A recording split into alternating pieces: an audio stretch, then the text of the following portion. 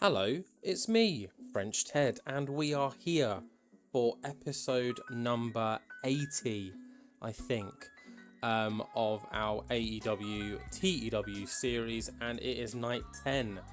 Not long to go now, night 10 of our All In Grand Prix. We've got night 11, 12, and then the final. I think I'm going to push the final back a week or so just to allow for these wrestlers to, rest, basically, because I've got a few emails after the last one just saying, they're all fatigued, they want to rest, which is scaring me a little bit because, we've still got night 10, well, we've got night 10 now, then we've got 11 and 12. Obviously, I'm not going to feature any of these guys on the Dynamites and Collisions, or try my best not to. If I do, it will be angles only. But yeah, let's see how much the fatigue impacts this one, because I think about 4 or 5 of them have been fatigued like 6 days in a row now. So, yeah, we'll just have to see how that goes. But we are here, night 10, some really, really fun matches tonight. The main event being Kenny Omega taking on Jon Moxley. And you'd like to think that whoever comes out of top on that one will definitely steal the lead and probably be competing with Keith Lee for that top spot in Block B. Volta is in action tonight in a block match, and to be honest, I think he's already won, unless he loses his remaining 2 and Drew Galloway wins the rest. And I think it ties. But either way, he's facing Matt Cardona tonight, so you tell me if is he facing Matt Cardona? No, he faced Matt Cardona the other day. He's facing Zack Sabre Jr., I think, which, Zack's been on fire lately, actually. Who knows? But either way, let's stop waffling at this beginning. We're here with our pre-show crew of Renee, RJ City, and Paul White. Gabbing around and chatting shit. But let's just ignore them and head straight into our opening exhibition match, which is CM Punk, Miro, and Pac taking on Matt Cardona, Will Ospreay, and Bryan Danielson. Nearly. And about that had superb wrestling and good heat. It is the team of Punk, Miro, and Pac that get the win when CM Punk makes Matt Cardona tap with the Anaconda Vice. Awesome. 83 rated. Honestly, thought it'd be a bit better than that, especially looking at these numbers. We want 89, a 91, an 88, an 86. Miro with a 78. Cardona with a 78. Quite a few of these people are fatigued. I think it'll say down here. Yeah, penalised for fatigued. He's the only one. Okay, cool. Low morale. Oh, CM Punk's pissed off with me because he didn't want to draw against Will Ospreay in the last one. So he's extremely unhappy. So I haven't paid him to shut him up, which I probably should have done. But I'll do that after this one. Cardona holding back slightly. Don't know why. Who knows? I don't understand that with the holding back slightly. That one triggers me a little bit. But either way, 83 to open the show. Did it get the show off to a strong start? Yes, it did. That's all that really matters in this one. It's just an exhibition match just to keep these guys going. And yeah, let's just dive straight into the first block match, which is between Keith Lee and Prince Devitt. And then about that had superb wrestling and great heat. Oh shit, it is Prince Devitt that gets the win. He defeats Keith Lee by countout. Now, in this one, Keith Lee took it to the outside because Devitt was just goading him. And Keith Lee just decimates Prince Devitt on the outside.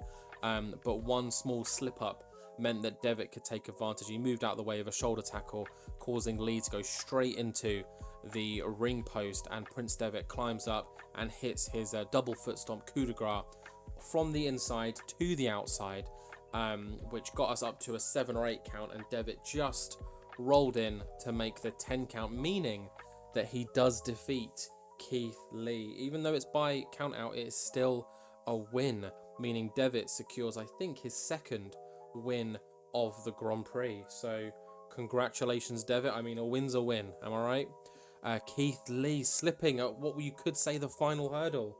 That is very frustrating for our international champion, especially as he got a 93 rating. Devitt with a 79 and 82 overall, which isn't great. Is it because of the fatigue? No, just penalised for the feel hate. No, I keep saying feel haste. Face heel. Jesus Christ. Yeah, neither of these fatigued. Impressive. Following on from this, We have got Volta and Zack Sabre Jr. in an 87 rated match in a bout that had superb wrestling and good heat. Of course, it is Volta coming in still undefeated and defeating Zack Sabre Jr., who, pushed him to the limit. 18 minutes. I believe this is Volta's longest match in AEW, and he finally defeats Zack Sabre Jr. with the rear naked choke. Zack Sabre Jr. passing out to the rear naked choke, unable to wriggle out of Volta's impressively strong arms. 87 rated match. Awesome match. And Volta is one win away now from getting a perfect record. The only remaining wrestler that is able to get that perfect record. Is he going to do it? His final match would have been against Jay White, but Jay White did get injured. So his final match now is against CM Punk, and that will be on night 12. So Volta will be in the exhibition match for the next show. Great win for Volta. Zack Sabre Jr. as well can hold his head high so far in this tournament. He's been killing it. He could reach double figures should he win his next match. Not too sure who that's against though, sorry. An 87, can't complain. Really, really good. Let's keep going. And next one, 78. Not as good, but hey-ho. In a bout that had great wrestling though between Juice Robinson and Darby Allin, it is Juice that gets the win. It looks like Sting wasn't ringside to do anything for Darby Allin this time round. And Juice wins with the pulp friction. Darby Allin should be a little bit annoyed at that, to be fair, but Juice has been putting in the work as of late. Got the crowd buzzing as well for some reason. Juice with an 82 and Darby with Juice with an 81, sorry. And Darby with an 82. Juice Robinson, I think, getting his second win of the tournament. His first being against CM Punk, I believe it was. So, well done, Juice. And unlucky Darby. Not much to say about this one. This is kind of one of the toilet break ones. When you that's harsh. But when you compare to the talent that we do have on display tonight, this is definitely I'll go for a piss. But let's just continue with the show. Because I'm really excited for the main event. I'm really hoping it's a good one. We do have a backstage interview. Prince Devitt is reflecting on his win against Keith Lee and hints to Renee Paquette that maybe an international title match should be on his horizon. I've defeated the international champ. Maybe I should get an opportunity. And maybe he should. He technically did get a win, although winning that way will not get you the belt, Mr. Devitt. So we will have to wait and see whether this hint transpires into anything, but he's very happy after his win. Devitt hasn't had the best of luck since joining AEW, losing to MJF, and then kind of been thrown into this tournament and not really doing as well as we probably thought he would. But heading back to the ring now, we've got another match, and an 86, nice, back in the blue, between Jeff Cobb and Hangman Adam Page. A bout that had superb wrestling and good heat. Hangman Adam Page defeats Jeff Cobb. Adam Page is back to his winning ways with the buckshot lariat. Hangman with an 88. Jeff Cobb with an 81. Were any of these guys fatigued? I think one of them was. Yes, Jeff Cobb is fatigued. And he was holding back. And Hangman Adam Page was also holding back. Why are you holding back, guys? Either way, Hangman gets the win. Cobb, who started really, really well in this tournament, and in the build-up to it, he was killing it, has just kind of faded into the distance after his loss to Jon Moxley. He seems to have just, disappeared, you could say. But following this match, we've got Galloway and Bandido. Galloway, who is probably just fighting for silver now in Block A because no one's catching Volta. He gets the win. He defeats Bandido in 10 minutes with the Claymore kick, a 79 rated performance. Again, not very good. Galloway with a 90 though, and Bandido with a 75. Is Bandido fatigued? Yes, Bandido is fatigued. So, yeah, night 11 and 12 are going to be fun, aren't they? But yeah, another great win for Drew Galloway, and you can see by the notes here, Jake Roberts is ringside, watching on to his latest family member. And post-match, Galloway and Jake Roberts make their way up to the ramp, and who is there to greet them at the top of the ramp? It's FTR. Does this mean that they have finally decided to join the Roberts family? We're going to have to wait for Dynamite to hear more on that, but it looks like they are definitely in the corner of Jake Roberts and Drew Galloway, so it looks like the Roberts family is growing. And what an addition to FTR, Dax Harwood and Cash Wheeler, 2 people who have been killing it on Dynamite recently alongside Aussie Open. That is definitely a very interesting addition to the family. Keep in mind, Lance Archer is still there. He just didn't feel like coming out to the ramp, He was out back, picking his teeth. Yeah, nice 97 rated segment to break up these matches. Following on from this one, though, we have got Nick Jackson taking on Rouge. And in a bout that had great wrestling and a decent reaction from the crowd, it is Rouge that gets the win. He defeats Nick Jackson in 9 minutes with the La Lanza. And I believe this takes Rouge to 5 points now, I think it's 5. A great win for him. But looking at the performances, Nick Jackson with a 92. Wow. And Rouge with a 71. Let me guess, is Rouge fatigued? Yes, Rouge is fatigued. Great work from QT Marshall. Go on, QT. Yeah, well done to Nick. I mean, at least we've got some people that aren't fatigued, although knowing my luck, the likes of Drew, Nick Jackson, Hangman, Adam Page, those that aren't fatigued, I'm going to get that email as soon as this is over, aren't I? Everyone's going to be tired by night 12. That's why I want to have the week break between night 12 and the final, let everyone rest up, and then we can really hype the full card for the Grand Prix final.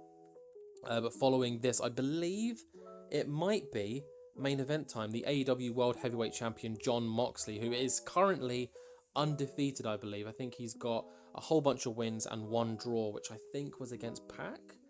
I might be wrong. Was it against Pac? Can't remember. It was against someone. And then we've also got Kenny Omega, who lost on the opening night to Keith Lee, but since then has just gone from strength to strength. He vowed that would be his one and only defeat. So let's find out if he is correct. Here we go. Oh, an 85, because Moxley was off his game. That's no good. In a bout that had superb wrestling, though, my favourite word, and great heat, it is Kenny Omega that gets the win. He defeats Jon Moxley in 19 minutes, less than a minute to go before the time limit expiry, and he wins with the one-winged angel, pinning our AEW World Heavyweight Champion in the process. Moxley was off his game. Was he also fatigued? Yes, fatigued and off his game. Damn, and still getting a 78. So, that's not too bad, to be fair. Got the crowd buzzing, an 85. I mean, what could this have been if he wasn't fatigued or off his game?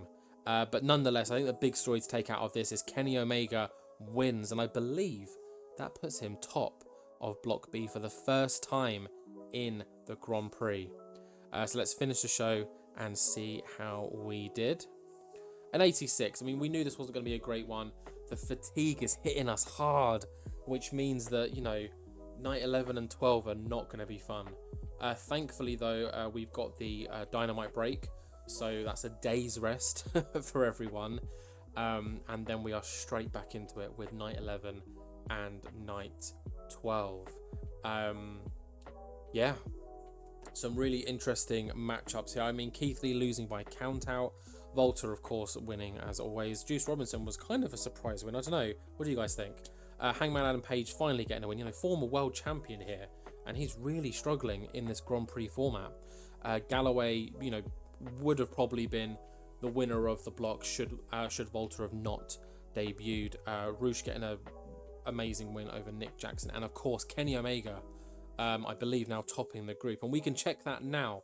Let's take a look at the standings, and looking here after night 10, Volta, you can see clearing ahead. He has won Block A. He doesn't even need to show up for the final match against CM Punk. He has already won Block A, but it's much closer on Block B side. But let's just focus on Block A for a second.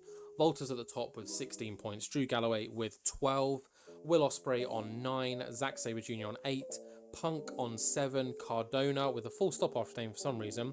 I think he's taken that off of Zack Sabre Jr. with 6. Juice Robinson getting his second win, making it 4 points. Miro struggling a lot with 3 points. Darby Allin as well with 3 points. And Bandido only getting that win from a forfeit. Let's just remind you all, with 2 points. Heading over to Block B, where it is a lot more interesting at the top and the bottom, to be honest. Kenny Omega on 14. No, it was the draw with Rouge, wasn't it? Moxley and Moxley and Rouge drew. Yeah.